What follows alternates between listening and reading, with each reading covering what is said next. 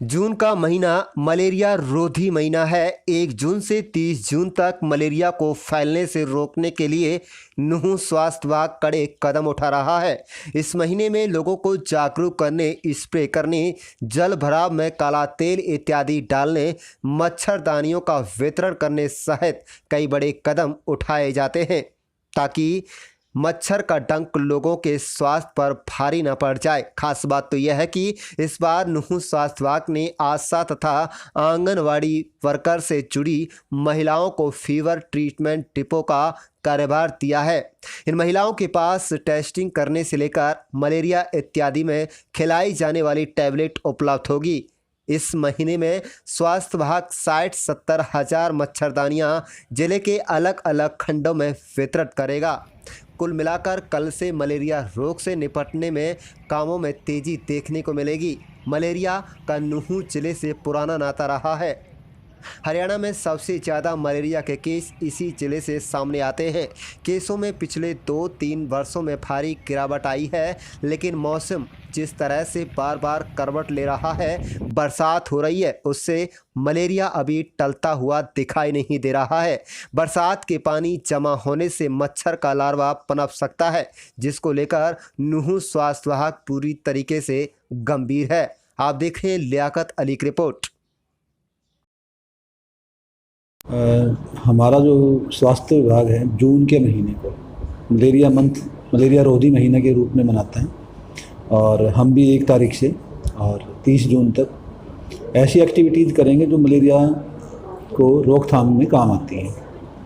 जैसा कि आप सभी को पता है कि मेवात ज़िले में मलेरिया के सबसे ज़्यादा केसेस मिलते हैं पूरे हरियाणा में। पिछले 3-4 साल से बहुत कमी भी आई है केसों में, और मेवात में सबसे ज़्यादा केसेज होते हैं उजीना में। और इसके लिए हमने जो तैयारियां की हैं, जैसा कि मैंने बताया था पहले भी आप लोगों को कि जो छिड़काव है दवाई का वो हमारा 1 मई से शुरू हो जाता है और 30 सितंबर तक चलता है। उसके 2 राउंड होते हैं। पहला राउंड जो 1 मई से लेके 15 जुलाई तक होता है और 16 जुलाई से लेकर 30 सितंबर तक है। वो हमारा जो स्प्रे स्ट्रेटजी है, जहाँ जहाँ मलेरिया के केसेस ज़्यादा पाए जाते हैं, लगभग 46 गांव ऐसे हैं पूरे मेवात के, इन गांवों में स्प्रे का कार्य शुरू हुआ है।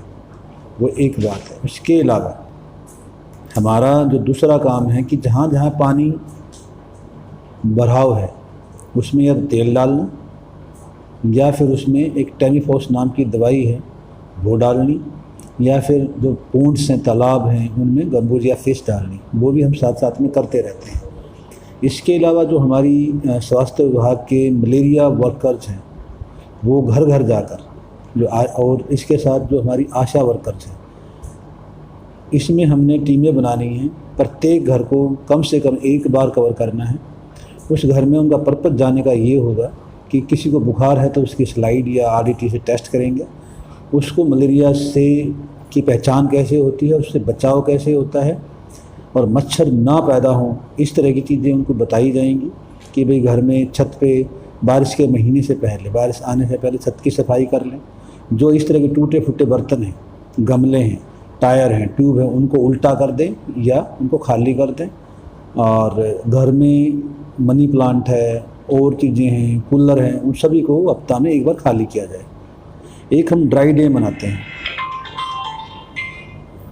महीने, हफ्ता में हमने एक ड्राई डे मनाया जाता है। वैसे तो पूरे हरियाणा में हम ड्राई डे रविवार के दिन मनाते हैं, लेकिन आपके जो ज़िला है ये मुस्लिम बहुल इलाका है, इसमें हम शुक्रवार को एक छुट्टी के तौर पर देखते हैं।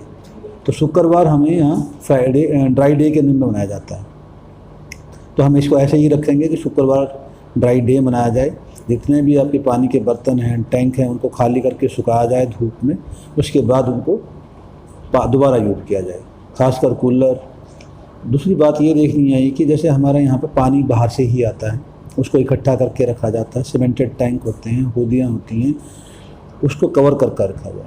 अगर उसको हम किसी कपड़े से कवर कर लेंगे तो उसमें मच्छर पैदा नहीं होगा। मैक्सिमम कारण यही है डोमेस्टिक ब्रीडिंग का, मॉस्किटो का, कि पानी का जो हम सीमेंट के होदियों में, टैंकों में रखते हैं तो वहीं मच्छर पैदा होता है, तो उनको कवर करके रखा जाए।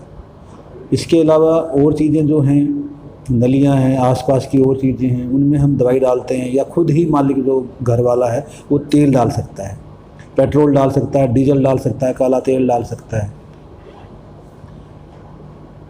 एक और हमने चीज़ की थी कि मैक्सिमम जो गाँव हैं वहाँ आशा वर्कर उनको फीवर ट्रीटमेंट डिपो के रूप में कन्वर्ट किया गया था। तो वहाँ हमने PCM, मलेरिया की जांच करने की किट और क्लोरोक्विन की दवाइयाँ रखवा रखी 4 बजे शाम के और सुबह 9 बजे के बाद, क्योंकि गांव में कोई इस तरह की संस्था या हॉस्पिटल बंद हो जाते हैं सारे। अगर किसी को बुखार आता है तो वो परेशान होता है, कहीं और जाता है, तो उसको कहीं गांव से बाहर ना जाना पड़े, तो वहीं पर वो आशा या आंगनवाड़ी के पास जहाँ पे FTD बना हुआ है वहाँ जाकर अपनी जाँच करा सकता है, और उसकी रिपोर्ट आधा घंटे में या 20 मिनट में आ जाती है। अकॉर्डिंगली फिर हमारी आशा वर्कर कंसर्न मेल वर्कर को, HI को या मेडिकल ऑफिसर को बता देती है कि सर ये पॉजिटिव आया है। वो उसकी स्लाइड बना लेते हैं, स्लाइड आने के बाद उसको देख लेते हैं कि किस तरह का मलेरिया और किस तरह की उसकी दवाई चल रही है। ये चीज़ें हम कर लेते हैं। और पिछले 2 या 3 सालों से 17 में, 19 में और अब 20 में हमने कुछ LLIN, ये मच्छरदानियाँ होती हैं जो इम्प्रेग्नेटेड होती हैं, मेडिकेटेड होती हैं। 17 में भी हमने 1,75,000 बांटी थी, 1 लाख हमने 2019 में बांटी थी।